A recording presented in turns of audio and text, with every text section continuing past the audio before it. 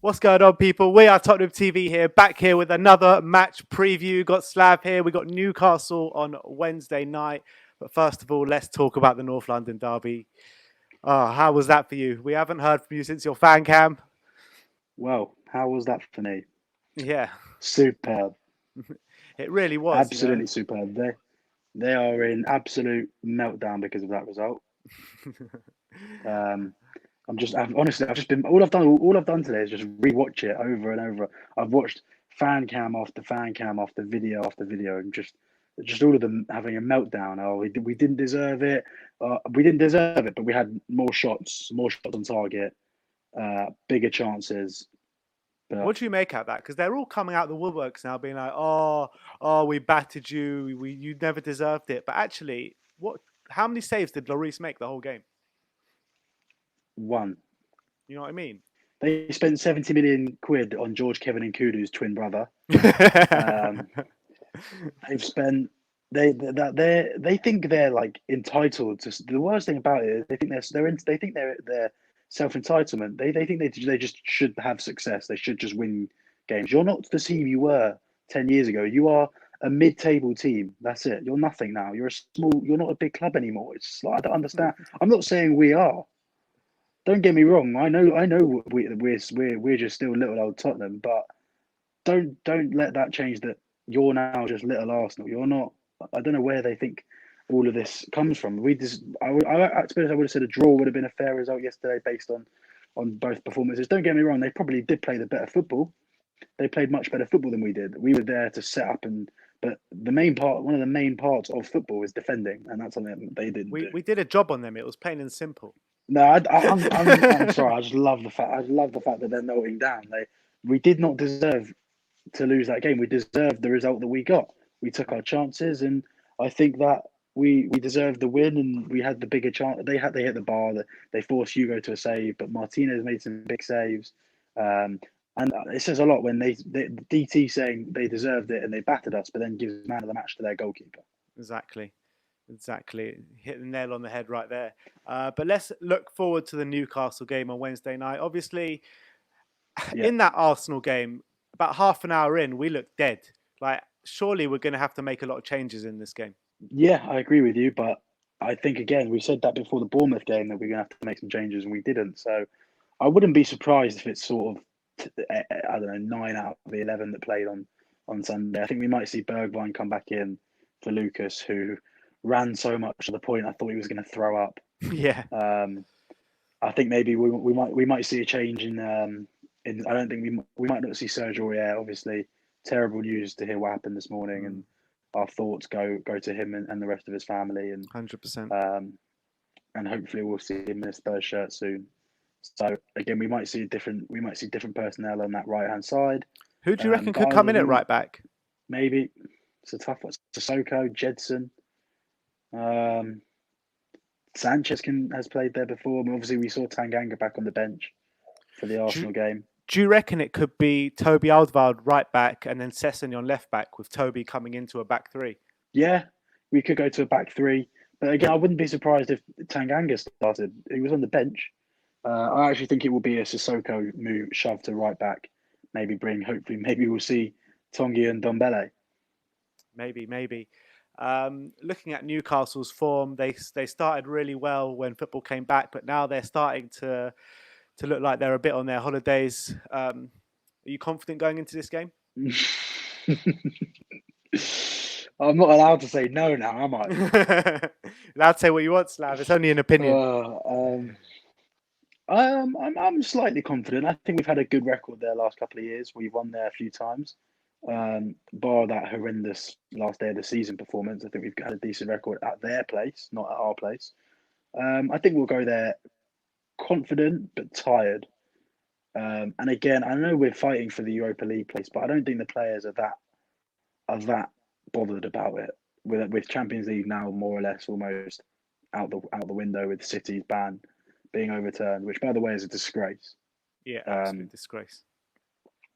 And sort of just makes me even less interested in football nowadays with the It's all fixed. Confident, yes, but I think there'll be some tired legs, and I think it'll be. I do think this will be a low-scoring game. Yeah, there'll be tired legs for Spurs, but there'll be tired legs for Newcastle as well. But when you actually look at it, Jose Mourinho has never won at St James's Park in the Premier League ever. Oh, really? Yeah, it's the only Oh, I stadium didn't he's know never that. won Okay, well, that fills me with confidence. at. But those records are always there to be broken. And obviously, they did us at the Tottenham Hotspur Stadium back in August. A terrible performance that day. Yeah. Um, In terms and of the way we set up, do you reckon we go 4-4-2 again, or do you reckon they'll switch it back? I think he'll switch it back. I think it'll be a bit. I mean, I would like to hope it's going to be a little bit less rigid, and a little bit more flowing, a little bit more free flowing. Which is why I think this could be the sort of game for Ndombele to sort of break it. They'll sit back, sort of break them down. Someone that can play that killer pass with Gio in there. I thought it's a difficult one because I don't think many players deserve to be dropped really. We may not have had all the quality against Arsenal, but the passion in the fight was certainly there from everyone. Yeah, definitely. I mean, if we show that same passion and fight, then surely we'll take 3 points in this game. You'd like to think so.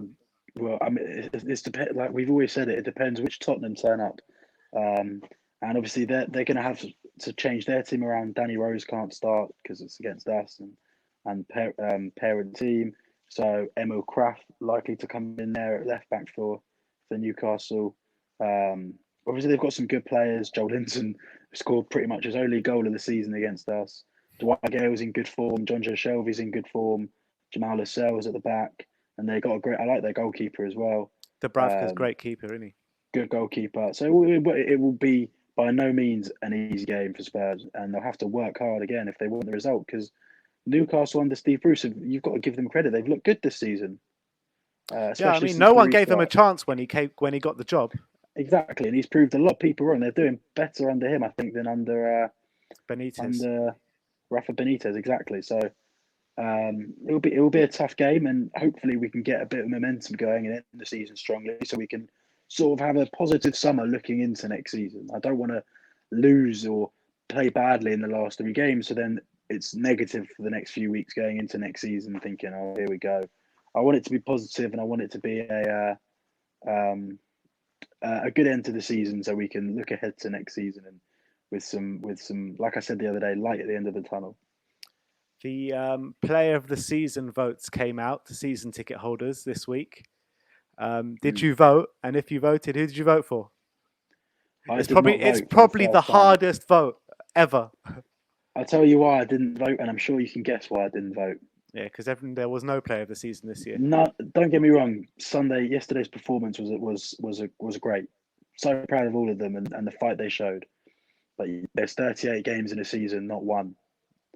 And for the majority of this season, they've been borderline embarrassing at times. But which one has been the least embarrassing? If it was award for the least embarrassing, there's a couple of options. Obviously, Sonny had his dips in form, but always scored goals and got assists. Obviously, he's got 10 goals and 10 assists now in the league, only matched by Kevin De Bruyne. So maybe you look at Son.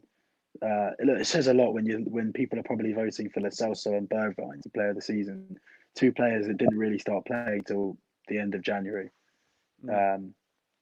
So that's that really. Before you go, I want to get your opinion on the ENIC plane that never flew. Did you hear about it? People got scammed out their money. Yeah, it was a proper scam. So this guy is nowhere to be seen now, and apparently he planned for a plane to fly over the Leicester game as well, which he took a bit of money for that. But regardless of the scam, do you agree with the whole ENIC out movement? It's difficult because obviously I don't know if you saw Robbie Keane's interview with beIN Sports, backing him completely, and when you see former legends coming out and saying that, it sort of makes you think, oh, maybe they're not so bad. This summer is massive. If Daniel Levy backs Jose and gives him the players that he wants and the players that he asks for and spends the money, and then it goes wrong, you can't blame Daniel Levy. And if it goes right, brilliant. But if he doesn't get the backing and he doesn't get the players that he wants, and there isn't effective communication between the pair of them, it's going to be another messy season. It's going to be, and it's just we're just going to be an absolute mess. It's going to be like the 90s. So what are you saying? If we don't strengthen this summer, or if Levy doesn't back Mourinho, even though we know about this whole COVID funding problems and everything like that, do you reckon the campaigns are warranted next season if it stays the same? Yes. Yeah. Yeah, I think I agree with you. I know COVID is obviously going to affect the transfer budget, but it's not that he hasn't got any money. It's true. Tell Uncle Joe to give us a couple of mil. We've got the money. We don't need to spend £400 million. We need a defensive midfielder, a pair of fullbacks, or even just right backs, and a centre half. And look, if we're really lucky, maybe we'll get a backup striker in. If we're lucky, we'll get one of those positions. Yeah, we don't need a player in every position. We've got a great goalkeeper. We've got all right. Jan will go, so maybe we can get another young. Apparently, we've agreed a deal for this Kabach. Never heard of him. So we get a centre half in. Hopefully, we shift some of the deadwood out, get some money in for them. And we've got players. Look, Dennis Erkin could be a great left back coming through the youth academy. Harvey White. Spend money on a right back. It's really the main position we are in such desperate need of a big defensive midfielder, a big rock in that middle of the field. I think the first two we go for is CDM and a right back. I think those two are the most pressing. CDM and a right back. Then you look at the centre halves and the strikers and see who leaves and who stays. Or a left back. Yeah. But we need big, not even big. We just need a little bit of investment, and the foundations are there for Jose. Definitely. We saw it yesterday. They can do it. They can do it. First 20 minutes, half an hour, we looked so good yesterday. We really did. We looked on it. And I thought last 15, we saw the game out well. Old Tottenham would have conceded. In fact, old Tottenham did concede. Remember when we scored late on in the 2-2 with the year Leicester won the league? Yep. Old Tottenham, we let them score late on, that late Alexis goal. This time around, we held on. Not that they really troubled us, but we got the result that we, in my opinion, deserved. Yeah, they kind of took control of the possession, but I don't think they did too much with that. I know Aubameyang hit the bar and that shot, but apart from that, there was not much. But you say that when Aubameyang had those two chances, they both came from I think one of them was when Lucas was knackered and it allowed Bellerin inside in between the lines, and the other one was a lucky deflection for it to spin out to Aubameyang. Yeah, but our goals came from their mistakes as well.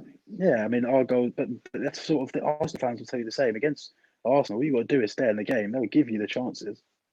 Yeah, definitely. And finally, score prediction: Newcastle. I went 1-0 Spurs. I'm going to go 2-1. 2-1. Yeah, we always seem to win 2-1 there. 2-0, 2-1. All right. I'm going to go 2. All right, Slav's going 2-1. I'm going 1-0. That is your match preview included with a lot of extra stuff. Like, subscribe, and comment below. And as always, come on you Spurs. Come on you Spurs.